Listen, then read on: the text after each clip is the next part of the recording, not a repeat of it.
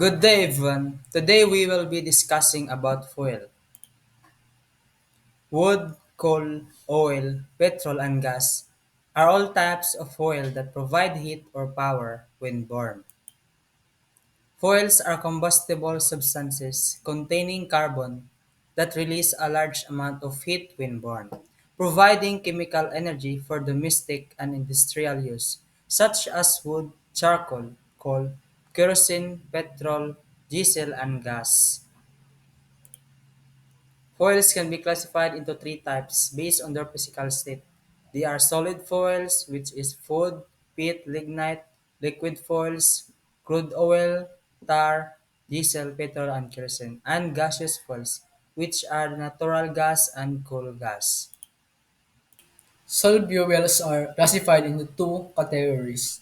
Natural fuels, example, wood, coal, and manufactured fuels, example, charcoal, coke, and briquettes.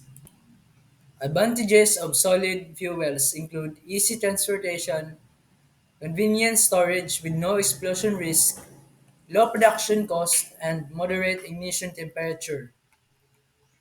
Disadvantages include high ash content, significant heat waste, clinker formation, difficulty in controlling combustion, and high handling costs. Here are some examples of liquid fuels: petrol, diesel, furnace oil, ethanol, kerosene, and light diesel oil. Merits of liquid fuels. Liquid fuels are classified into natural or crude oil and artificial or manufactured oils. Advantages include higher calorific value, no dust or ash, easy firing and extinguishing, easy transportation via pipes, indefinite storage, cleanliness, low heat loss, less exist air needed for combustion and reduced furnace space required. Demerits of liquid fuels.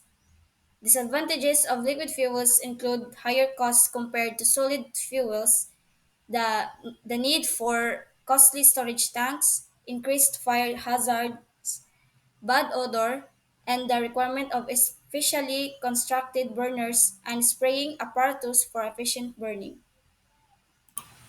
For gaseous fuels, fuels can be classified into four categories. For category A, natural gases such as natural gas and methane from coal mines. For category B, fuel gases from solid fuels like gases derived from coal, waste, biomass, and other industrial processes. For category C, gases from petroleum including liquefied petroleum gas or as we call LPG and refinery gas from oil gasification. For, and for category D, gases from fermentation. Merits of gaseous fuels. Advantages of gaseous fuels include easy transportation through pipelines, easy ignition, high heat content for high temperatures, hi- ability to preheated using waste gas for economy, controllable combustion for changing demands, cleanliness in use, no need for special burners, and burning without soot, smoke, or ash. They are also free from impurities found in solid and liquid fuels. Demerits of gaseous fuels. Disadvantages of gaseous fuels include the need of very large storage tank and high risk of fire hazard due to their highly inflammable nature.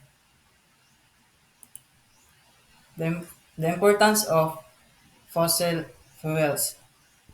Fuels are essential to modern life, much like food is to the human body, providing electricity and enabling transportation.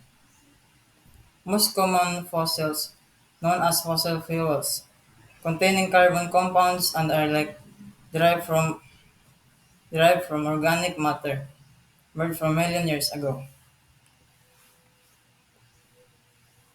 When burned, when burned, fossil fuels react with the oxygen in the air, producing heat, which can be converted into mechanical or electrical energy. However, because they are consumed when burned, fossil fuels are non-renewable energy resources.